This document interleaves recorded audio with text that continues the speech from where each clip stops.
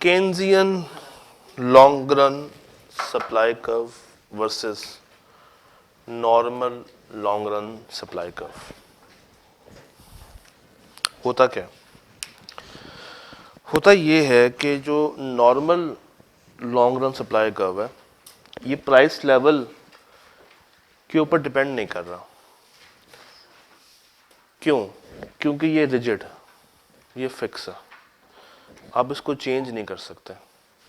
इसको चेंज सिर्फ कुछ फैक्टर्स कर सकते हैं, लेबर बढ़ा दो, टेक बढ़ा दो, इन शॉर्ट एफओपी बढ़ा दो। एफओपी बढ़ेंगे तो ये आगे की तरफ मूव हो सकता है, मगर उसके अलावा नहीं किया जा सकता। तो अगर हम नॉर्मल इन्वायरमेंट को देखें, कुछ टाइम के लिए उसको भूल जाते हैं, just think about simple demand and supply. Demand बढ़ती से बढ़ती चली जा रही है, देख रहे हैं एग्रीगेट डिमांड यहाँ पे इंक्रीज हो रही है और सप्लाई उतनी ही है, तो शॉर्टेज आएगा कि सरप्लस आएगा? शॉर्टेज आएगा। तो जब शॉर्टेज आएगा तो प्राइस लेवल बढ़ेगा कि कम होगा? इट कॉजेस इन्फ्लेशन, क्योंकि क्वांटिटी उतनी ही है, ये बढ़ नहीं रही। केन्स को इस ग्राफ से तकलीफ होती है, कहता है जितना तुम लोग इसको रिजिड बनाते हो ना, इतना रिजिड है नहीं, थोड़ा बहुत ये प्राइस लेवल के ऊपर डिपेंड करता है। हाँ, एक दफा ये फुल एम्प्लॉयमेंट लेवल अचीव कर ले उसके बाद तुम्हारी बात ठीक है, मगर ये बिल्कुल ही वर्टिकल नहीं। केन्स कहता है कि ये फ्लेक्सिबल है। क्या है? फ्लेक्सिबल। इसको साबित करते हैं हम कोविड-19 से।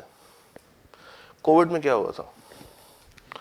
लोग डिप्रेशन में चले गए थे, कंपनियां बंद हो रही थी, सप्लाई खत्म हो रही थी, लोगों के पास खर्चने के लिए जो भी पैसा था लोग कंज्यूम नहीं थे कर रहे, सेविंग कर रहे थे, क्योंकि हर एक को अपनी फ्यूचर के बारे में कुछ इल्म नहीं था कि किस टाइम पे वो बीमारी उसको आ टपकेगी। और लोगों का पैसा ज़्यादातर सेव हो रहा था in order to meet any sudden medical emergency. उस वक़्त ना तो लोग मार्केट जाने में इंटरेस्टेड थे, ना बाइंग करने में इंटरेस्टेड थे, ना ही कोई और ट्रांजैक्शन करने में इंटरेस्टेड थे। उस वक़्त उनका था कि बस पैसा बचाओ पॉलिसी। मगर वक्त के साथ साथ जब हम कोविड की स्टेज से आहिस्ता आहिस्ता आहिस्ता बाहर आए, तो क्या फैक्ट्रियों ने फिर से काम करना शुरू किया? क्या एकदम से डिमांड का फ्लो आया? केन्स भी यही कहता है। केन्स ये कहता है कि अगर मुल्क में रिसेशन चल रहा हो, डिप्रेशन चल रहा हो, डिफ्लेशन चल रही हो, मैं 3 मुश्किल वर्ड बोल दिए, अल्लाह खैर करे, रिसेशन, डिप्रेशन, डिफ्लेशन, यानी कि लोग पैसा खर्चने में, लोग कंज्यूम करने में इंटरेस्टेड नहीं है, तो फैक्ट्रियां क्या करेंगी? फैक्ट्रियां फिर फुल एम्प्लॉयमेंट पे काम नहीं करेंगी, क्योंकि उनको नुकसान हो रहा होगा। फैक्ट्रियां फुल एम्प्लॉयमेंट पे काम नहीं करेंगी, वो अपने मुलाजमों को फारिग करना शुरू कर देंगी, क्योंकि मार्केट में डिमांड ही नहीं है। तो होगा ये कि वो फुल एम्प्लॉयमेंट लेवल अचीव नहीं कर रही अभी तक। ये कब कर सकती हैं? अगर डिमांड बढ़नी शुरू हो जाए। तो जब डिमांड बढ़नी शुरू होगी तो इनको अचानक से याद आएगा कि हमने मजीद आउटपुट बनानी है, और मजीद आउटपुट के लिए मजीद क्या चाहिए होगी? Labour, in other words factor of production. तो जब डिमांड बढ़ी D1 से D2, प्राइस पे इतना खास फर्क नहीं आया, मगर वहां पे देखें जब डिमांड बढ़ी थी तो सारा फर्क किस पे आ गया था? प्राइस पे आ गया था। केन्स कहता है प्राइस पे एकदम से फर्क नहीं आएगा। हाँ, जब तुम अपनी मैक्सिमम आउटपुट पे पहुंच जाओगे, दैट इज फुल एम्प्लॉयमेंट, तुम इससे आगे प्रोड्यूस नहीं कर सकते। उस वक्त अगर तुम्हारी डिमांड बढ़ेगी फिर तुम्हारी प्राइस भी इंक्रीज हो जाएगी। तो केन्स ने इससे पिछला सफर आपको सुनाया कि ये एकदम से फिक्स नहीं हो जाती, शुरू में क्या होती है और उसके बाद क्या बन जाती है, रिजिड। ये है Keynesian long run supply curve. This is Keynesian long run supply curve. कुछ इस तरीके का होता है, बल खा के ऊपर की तरफ जा रहा होता। अच्छा जी, अब price and output determination, chapter 2 याद करें। उस पॉइंट पे, जिस पॉइंट पे डिमांड सप्लाई का इंटरसेक्ट कर रहे हैं, वही मेरी आइडियल प्राइस है और वही मेरी आइडियल क्वांटिटी या आउटपुट है। इस केस में भी सेम है। एक हेडिंग खोलें आउटपुट गैप की। Output gap,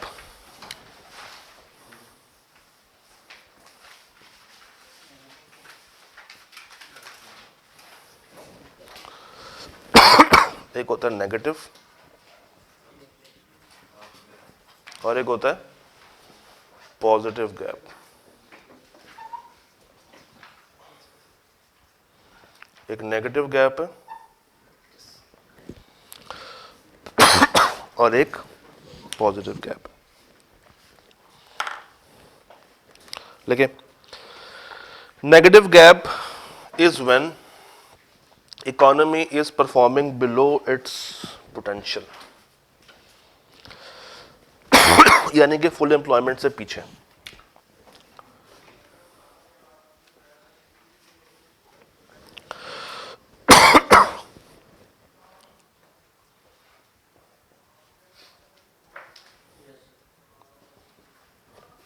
performing below it's full capacity या फुल पोटेंशियल। और पॉजिटिव गैप क्या है? Performing more than the capacity. ये ऐसा ही है कि एक घर में 10 अफराद हैं और हर बंदा 3 रोटियां खाता है, तो कुल मिला के उस घर को कितनी रोटियां बनानी चाहिए? 30। अगर उस घर में 20 रोटियां बन रही हैं तो क्या उस घर का चूल्हा फुल कैपेसिटी पे काम कर रहा है? नहीं। तो 10 रोटियां मुझे बाहर से मंगवानी पड़ेंगी अपने भूख को कवर करने के लिए। गैप कौन सा? नेगेटिव। और अगर 30 की बजाय हम 40 रोटियां बना दें तो वो एक्स्ट्रा 10 रोटियां मैं बाहर बेच के मजीद रेवेन्यू अर्न कर सकता हूं। अब ये गैप कौन सा आ जाएगा? Positive gap. अब लिखें, नेगेटिव गैप को डिफ्लेशनरी गैप भी, बस लिखते जाएं, नेगेटिव गैप को डिफ्लेशनरी गैप भी कहते हैं। नेगेटिव गैप को डिफ्लेशनरी गैप भी कहते हैं। नेगेटिव गैप को डिफ्लेशनरी गैप भी कहा जाता है।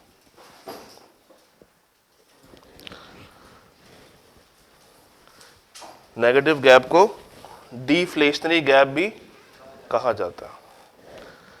ये डिफ्लेशनरी गैप उस वक्त आएगा जब इकोनॉमी रिसेशन में होगी। ये डिफ्लेशनरी गैप उस वक्त आएगा जब इकोनॉमी रिसेशन में होगी।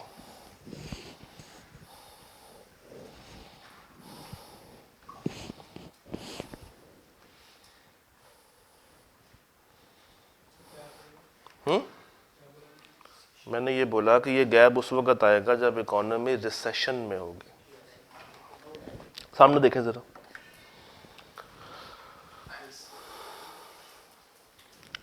This should be my output, this should be my output. मगर चूंकि इकोनॉमी रिसेशन में, हम कोविड की मिसाल ले लेते हैं, तो अवाम की डिमांड कम होगी कि ज्यादा? कम होके कहां पे आ गई? AD1 पे, यहां पे। तो इसका मतलब है कि अब मैं कम प्रोड्यूस करूंगा क्योंकि मार्केट में डिमांड इतनी ज्यादा नहीं है। ये ऐसे ही है कि बच्चे बाहर से खाना खाए तो अब घर 30 रोटियां तो बनाएगा नहीं, क्योंकि बच्चों का पेट ऑलरेडी भरा हुआ है। तो दैट इज नेगेटिव गैप, कि हम अब उतनी चीज़ें प्रोड्यूस नहीं कर रहे जितनी हमें करनी चाहिए थी। और ये जो गैप है between Y1 and YF, this is called deflationary gap. This is called deflationary gap. Prices कम हो जाएंगी, प्राइसेस कम हो जाएंगी और आउटपुट भी मेरी कम हो जाएगी। तो प्राइस भी गिरेगी और आउटपुट भी साथ में गिर जाएगी। हो गया?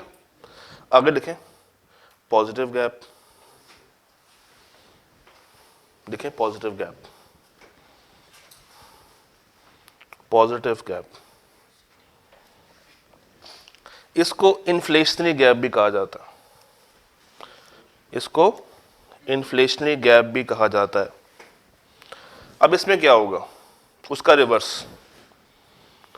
हम यहां तक बना सकते हैं मगर डिमांड आगे चली गई, तो अब मुझे ज्यादा बनाना पड़ेगा मगर उसके लिए मैं प्राइस भी ज्यादा चार्ज करूंगा। हम YE बना सकते थे किस प्राइस पे? P प्राइस पे। बट अब इकोनॉमी कहती है कि मुझे Y1 चाहिए, इन्फ्लेशन है, लोगों की डिमांड बढ़ गई है। तो जब डिमांड बढ़ रही है और सप्लाई मेरी कांस्टेंट है, शॉर्टेज, और शॉर्टेज में प्राइसेस ज्यादा, तो that gap is called inflationary gap या positive gap. That gap is inflationary gap, या ये हम फिर से यूज करेंगे जब हम लोग मॉनेटरी पॉलिसी और फिस्कल पॉलिसी को सुन रहे होंगे। यही गैप दोबारा से आएगा कब? मॉनेटरी पॉलिसी और फिस्कल पॉलिसी। चांसेस है कि मैं कल वही आपको कवर करवाऊंगा इंशाल्लाह। डन? यहां तक ओके? ठीक है।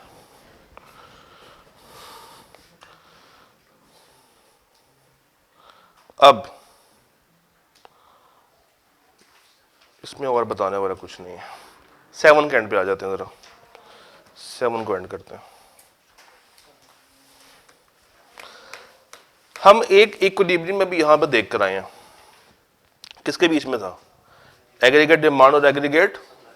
अब हमने देखना है केन्जियन एग्रीगेट डिमांड और एग्रीगेट सप्लाई।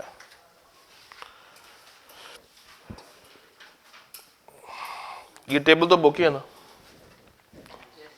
ये उसी टेबल को जोड़ के बनाया हुआ। कल वाला कंजम्पशन और सेविंग और इन्वेस्टमेंट, उसी को एक टेबल में रखा हुआ है। हाँ जी, हाँ मेरे ख्याल से अब यूट्यूब पे डालना शुरू किए ना आज से इन्होंने। आई गेस आज से आना शुरू हुई है, और कल छुट्टी कर देना। अच्छा, क्या रिकॉर्डिंग आनी शुरू हो गई? अच्छा देखें, याद रखिएगा जब भी इन्वेस्टमेंट, सुन ले बात पूरी, जब भी इन्वेस्टमेंट का ग्राफ बनाएंगे ना, तो उसमें सिर्फ आप एक चीज बनाते हैं, ऑटोनोमस इन्वेस्टमेंट।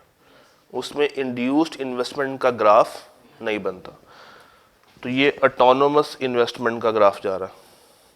सेविंग्स मुझे बताइए, नेगेटिव जोन से बाहर आ रहा था, तो कहां पे इंटरसेक्ट हो रहा है? पॉइंट डी पे। यानी कि ये वो पॉइंट है जहां पे मेरी सेविंग्स इज इक्वल टू मेरी इन्वेस्टमेंट। मेरी सेविंग इज इक्वल टू मेरी इन्वेस्टमेंट। इससे जरा पीछे की तरफ आते हैं। आई ज्यादा है कि ये सेविंग ज्यादा है? इन्वेस्टमेंट ज्यादा है, सेविंग कम है। कैसे पता चला? ऊपर कौन सा कर्व है? आई ऊपर है और एस मेरा नीचे है, तो saving is less than investment, या आप कह सकते हैं कि investment is more than saving. और इससे आगे क्या हो जाएगा? Saving is greater than investment. तो ये कैसे बना? ये इस टेबल से जाके बनता है। ये देखें, आइडियल पॉइंट क्या है स्टेबिलिटी का? जब मेरी सेविंग मेरी इन्वेस्टमेंट के इक्वल है। तो इससे पीछे क्या होगा? इन्वेस्टमेंट ज्यादा और सेविंग कम। 100 50, 100 0 या 100 -50। और इसके बाद क्या हो रहा है? सेविंग मेरी बढ़ती चली जा रही है और इन्वेस्टमेंट मेरी कम होती चली जा रही है। तो ये अगर आपको पूछ ले ICAP कि जनाब सेविंग इन्वेस्टमेंट अप्रोच बता दें फॉर नेशनल इनकम इक्विलिब्रियम, तो इस तरीके से आप उसको देख सकते हैं। टेबल वही जो हमने कल बनाया था, मैं टेबल को दोबारा नहीं बना रहा, ठीक है। जल्दी से एक टॉपिक करते हैं ताकि वो कल पे पेंडिंग ना हो जाए। चैप्टर नंबर 1 का एक टॉपिक है opportunity cost, in other words production possibility curve. Production possibility curve वो करते हैं, उसके बाद छुट्टी करते हैं। पीपीसी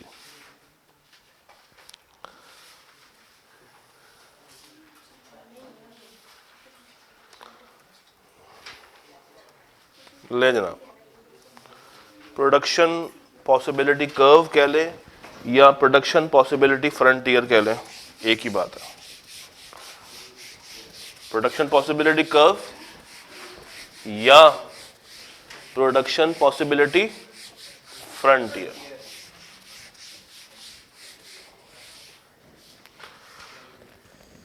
ये कर्व या ये फ्रंटियर या ये मॉडल हम प्रोड्यूसर्स के लिए यूज करते हैं कि उनके पास जो लिमिटेड रिसोर्सेज है वो उस लिमिटेड रिसोर्सेज से एक लिमिटेड क्वांटिटी ही बना सकते हैं, और इनकी कोशिश होती है कि ये वो क्वांटिटी प्रोड्यूस करें जिससे इनको ज़्यादा बेनिफिट हो रहा हो।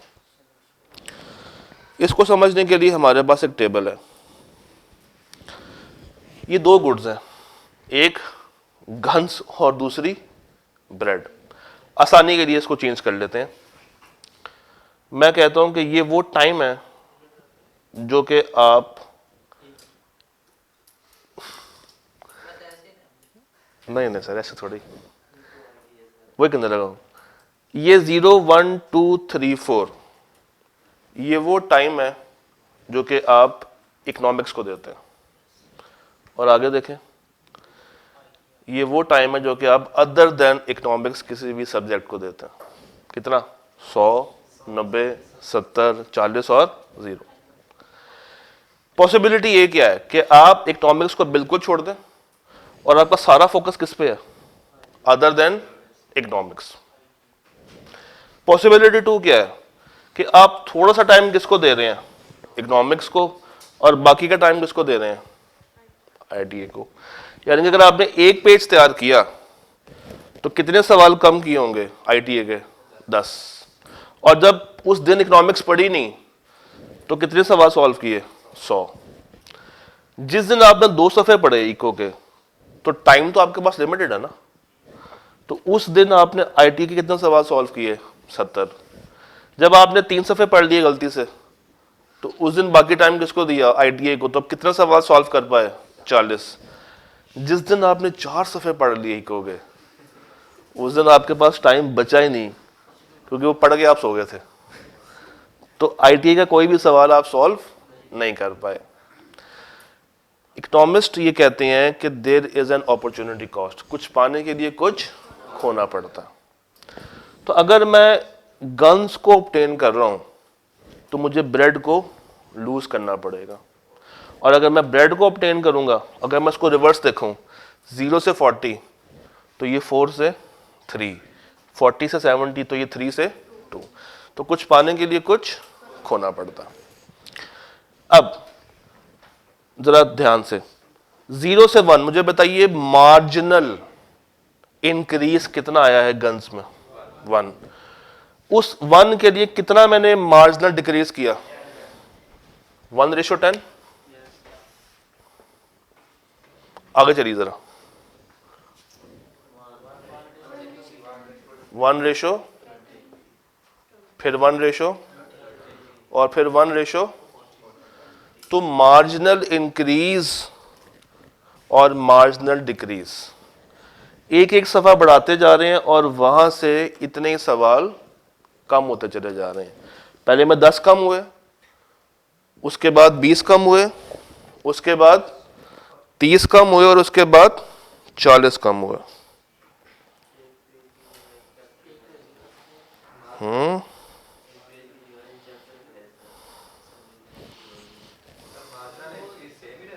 हाँ, रिवर्स कर लेते हैं। ये कम करें, कितना आया?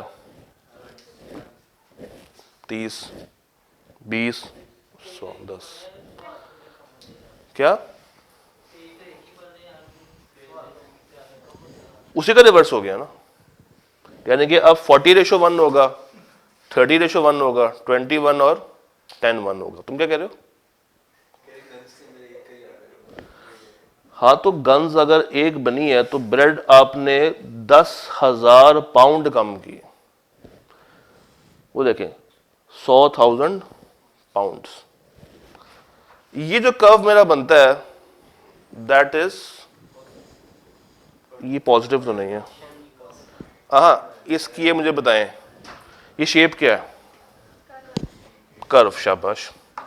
शेप बताएं, क्या शेप, ये किस शेप में बना हुआ?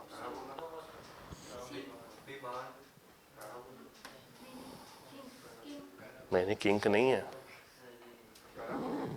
कनकेव है या कॉन्वेक्स है? कनकेव है या कॉन्वेक्स है? फिर सोच लें, आखिरी फैसला, आखिरी फैसला, फिर से आखिरी फैसला, कनकेव है। अब देखें इसका बेसिकली मकसद क्या है इस कर्व का। ये जो पॉइंट्स उस रेलेवेंट कर्व, सुन ले यार, ये जो पॉइंट्स उस रेलेवेंट कर्व के ऊपर हैं, ये वो पॉसिबिलिटीज हैं जो कि मैं अचीव कर सकता हूं। ये वो पॉसिबिलिटीज हैं जो कि मैं अचीव कर सकता हूं। इस कर्व के बाहर अगर मैं कुछ बनाना चाहूं तो मेरे पास इतने रिसोर्सेज नहीं है। मैं उन पॉइंट्स को, जिस तरह ये n है, ये मेरा पॉइंट अनअटेनेबल है, मैं इसको अचीव नहीं कर सकता। और इसके अंदर ये जो पॉइंट m है, ये अचीव किया जा सकता है मगर मैं अपने रिसोर्सेज को एफिशिएंट तरीके से इस्तेमाल, यानी कि मैं यहाँ पे सो रहा हूँ, ना मैं इको पढ़ रहा हूँ और ना मैं अकाउंटिंग पढ़ रहा हूँ, मैं नींद में हूँ। मगर ये वो पॉइंट्स हैं जहाँ पे मैं अपने रिसोर्सेज को प्रॉपर तरीके से, अपने टाइम को प्रॉपरली मैनेज कर रहा हूँ। और आउटसाइड ये n उस वक्त अचीव होगा जब मेरे दिन में 24 घंटे नहीं 36 घंटे हो जाएंगे, तब मैं उसको अचीव कर सकता हूँ। बट चूंकि मेरे पास जो रिसोर्सेज हैं वो स्कार्स हैं, लिमिटेड हैं, तो मैं ज्यादा बाहर को मूव नहीं कर सकता। हाँ, बाहर को मूव किया जा सकता है अगर मैं अपने रिसोर्सेज बढ़ा लूं, तो मैं ये पॉइंट n को अचीव कर सकता हूं। और अगर मेरे रिसोर्सेज कम हो जाएं तो फिर जितने a b c d e इस कर्व पे हैं ये सारे अनअटेनेबल हो जाएंगे और ये m मेरा अटेनेबल हो जाएगा। छुट्टी मुझे पता है बहुत करीब आ रही है। तो it is concave to origin और ये डाउनवर्ड स्लोपिंग है from left to right. Concave क्यों है? बिकॉज ऑफ रिसोर्सेज आपको उतने मैसर नहीं है, स्कार्स है। और दूसरा लॉ ऑफ डिमिनिशिंग रिटर्न, ये कहीं पढ़ा है चैप्टर नंबर 4 में, लॉ ऑफ डिमिनिशिंग रिटर्न। तो जो इसमें कॉन्सेप्ट लगा है that concept is opportunity cost, और उसका फॉर्मूला क्या होता है? y2 y1 माइनस और x2 x1 माइनस, यानी कि ये देखें 100 माइनस 90, 90 माइनस 70, 70 माइनस और 40 माइनस 0, वो हमारे पास रेशो आ गई थी।